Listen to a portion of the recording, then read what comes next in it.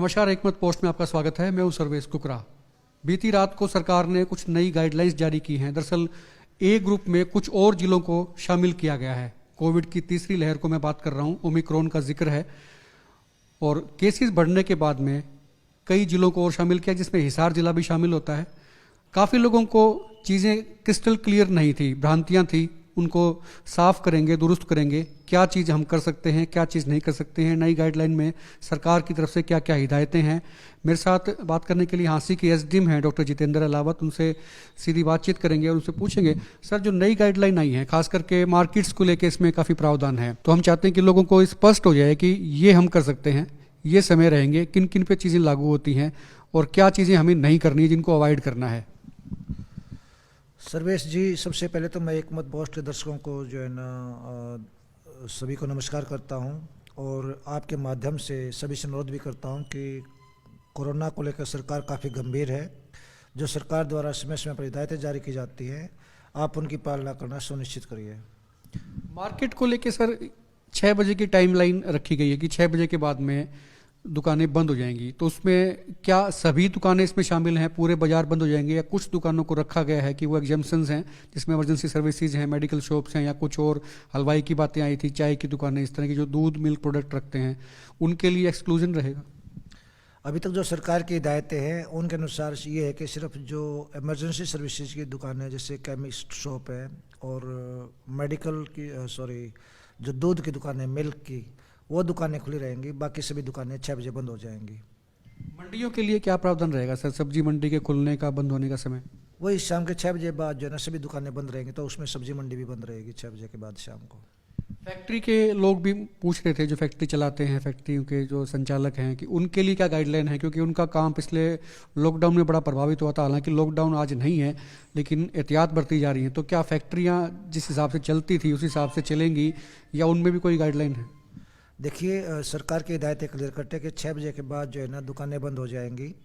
Construction को लेके या कोई मान लो ऐसी कोई फैक्ट्री है कि जहाँ पर कोई किसी चीज़ का निर्माण होता है, उसके बारे में अभी ऐसा कोई विशेष गाइडलाइन नहीं है। लेकिन अगर वहाँ पर ज़्यादा गैदरिंग होती है तो वो लोग भी जो है एस्टेब्लिशमेंट को बंद रखेंगे।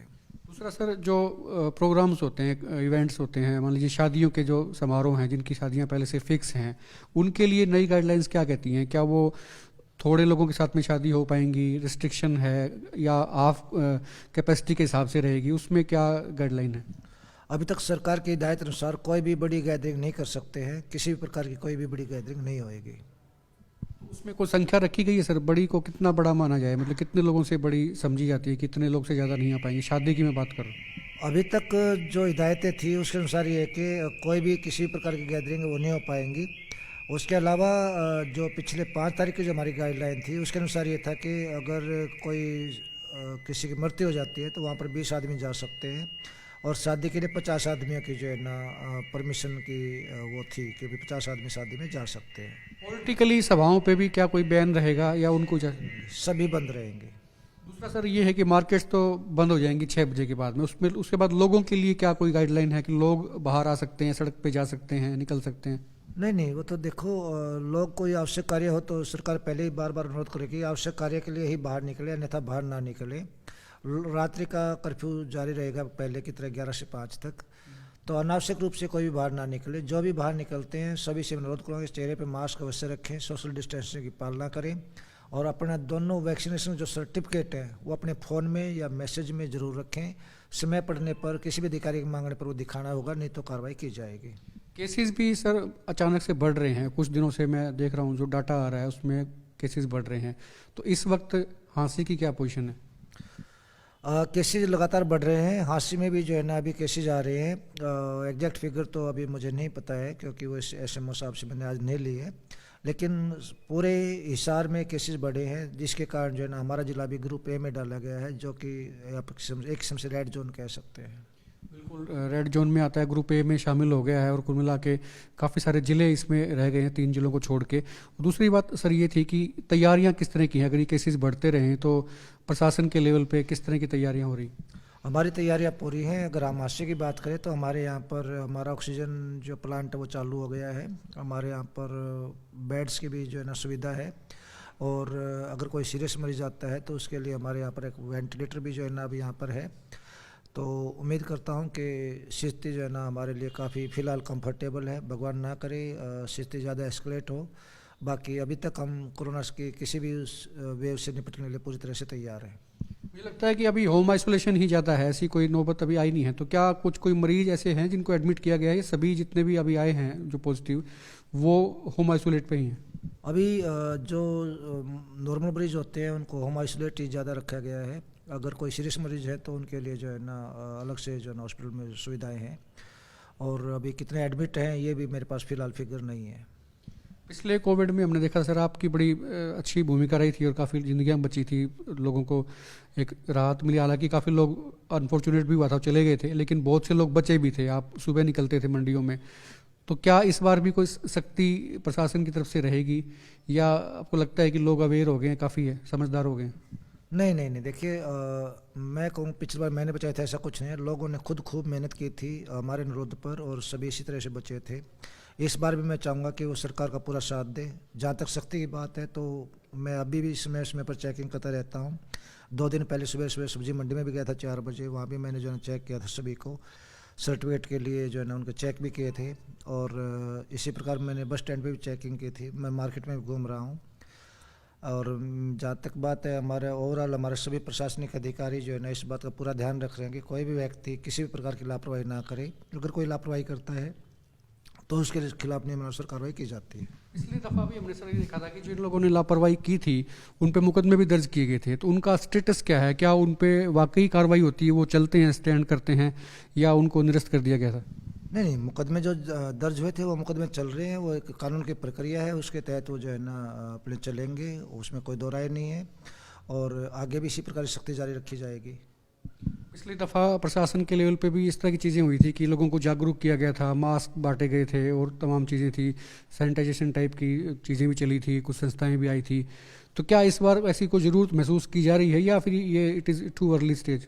नहीं नहीं, देखिए जहाँ भी कोई केस आता है तो सैनिटाइजेशन भी करवाई जाएगी। और मैं अनुरोध भी करूँगा हमारे म्यूनसिपल कमेटी के जो अधिकारी हैं उनसे कि वो सैनिटाइज जरूर करवाएं शहर को एक बार, ताकि इस बीमारी को फैलने से ही रोका जा सके। बाकी जब जब जहाँ जहाँ जरूरत पड़ती है वो सभी कार्रवाई जो है ना अमल में लाई जाएंगी। सरकार की सर गाइडलाइन ये भी आई थी कि दफ्तरों में वो लोग ही एंटर कर पाएंगे जिन्होंने वैक्सीनेशन करवाया हुआ है। तो क्या इसकी प्रॉपरली चेकिंग हो रही है, या अभी कुछ ढील है इसमें? नहीं नहीं, बिल्कुल हम प्रॉपरली चेक कर रहे हैं। हम गेट पे भी चेक करते हैं और समय समय पर, और अपने ऑफिस में भी जो है ना मैं रैंडम चेकिंग करता रहता हूँ। सभी अधिकारी अपने अपने ऑफिस में चेकिंग कर रहे हैं और सभी अधिकारी सर्टिफिकेट भी ले रहे हैं अपने कर्मचारियों से कि उन्होंने वैक्सीनेशन लगवाया कि नहीं लगवाया है। हमने सभी अधिकारियों को पूरे सब डिवीज़न में भी, पूरे शहर हिसार डिस्ट्रिक्ट में भी सभी को निर्देश दिए हैं कि इस बारे में कोई भी लापरवाही ना बरती जाए। किरियाना को लेके भी असमंजस की स्थिति रहती है गाइडलाइंस के मुताबिक ना। कई बार लोग समझ नहीं पाते हैं कि किरियाना की जो सामग्री है, चीज़ें हैं, क्या वो एसेंशियल चीज़ों में आती हैं, या फिर वो दुकानें 6 बजे बंद हो जाएंगी? नहीं, जो अभी हिदायतें हैं फिलहाल वो ये हैं कि सिर्फ दूध की और दवाइयों की दुकानें खुलेंगी, बाकी दुकानें बंद रहेंगी। किराना की जहाँ तक बात है तो किराना नो डाउट एसेंशियल कमोडिटी तो है, लेकिन इमरजेंसी नहीं है। क्योंकि आपको पता है कि किराना का सामान हम स्टोर कर सकते हैं 2 दिन, 4 दिन, 10 दिन तक। तो ऐसी कोई वो नहीं है, क्योंकि दुकान अगले दिन खुली जानी है। जब लॉकडाउन हुआ था जब ये एसेंशियल में रखी गई थी ताकि किसी को कोई असुविधा ना हो। लेकिन तो दुकानें खुलेंगी तो 6 बजे बंद कर लेंगे, अगले दिन जिसको जरूरत हो अगले दिन जाकर ले लेगा सवेरे। क्योंकि लॉकडाउन नहीं है, सिर्फ और सिर्फ टाइमिंग्स की फेरबदल की गई, तो इसलिए दुकानें बंद रहेंगी 6 बजे तक। हाँ, 6 बजे तक सभी दुकानें बंद रहेंगी सिवाय दूध की दुकानें और दवाइयों की दुकानों को। जो चाय की शॉप्स हैं, टी शॉप्स हैं, ये भी दूध में ही काउंट होती हैं? किस तरह से रहती है? चाय की तो एक मतलब चाय की कोई ज़रूरी नहीं है कि चाय की दुकान खुलेगी। दूध की इसलिए कि दूध एक पेरिशेबल कमोडिटी, वो ख़राब ना हो, वो इसलिए जो है ना खोली गई है। तो चाय की कोई ज़रूरत नहीं है। चाय की दुकान कोई दूध वाली में हम नहीं मानते इसको। उसमें भ्रांति ये रहती है सर कि दूध से ही चाय बनती है, तो चाय वाला दूध भी रखता है, तो ऐसी स्थिति में वो क्या करे? नहीं नहीं, ऐसा नहीं है। देखिए, मुझे नहीं लगता कि चाय की दुकानों को जो है ना खोलने की ज़रूरत है अननेसेसरी। जब कोई लोग जाएंगे ही नहीं, बाहर जाएंगे फिर चाय पिएगा कौन वहाँ पर जाके। दूसरा सर, मिठाई की दुकानों के लिए क्या गाइडलाइन है? वो खुली रह पाए क्योंकि वो मिल्क मेड आइटम्स होते हैं उनके? उनके लिए अभी तक कोई स्पष्ट गाइडलाइन नहीं है। अगर कोई स्पष्ट गाइडलाइन आती है, इस बारे कोई निर्णय लिया था प्रशासन द्वारा, तो हम आपको बता देंगे। शुक्रिया सर बात करने के लिए। ये थे झांसी के एसडीएम डॉक्टर जितेंद्र अलावत। और आपकी और भी कोई क्वेरी हैं, आपके मन में सवाल हैं, तो नीचे कमेंट बॉक्स में लिख के आप पूछ सकते हैं। आपको आपकी बात का जवाब जरूर मिलेगा। वीडियो को शेयर करें और आप देखते रहिए हिकमत पोस्ट। नमस्कार।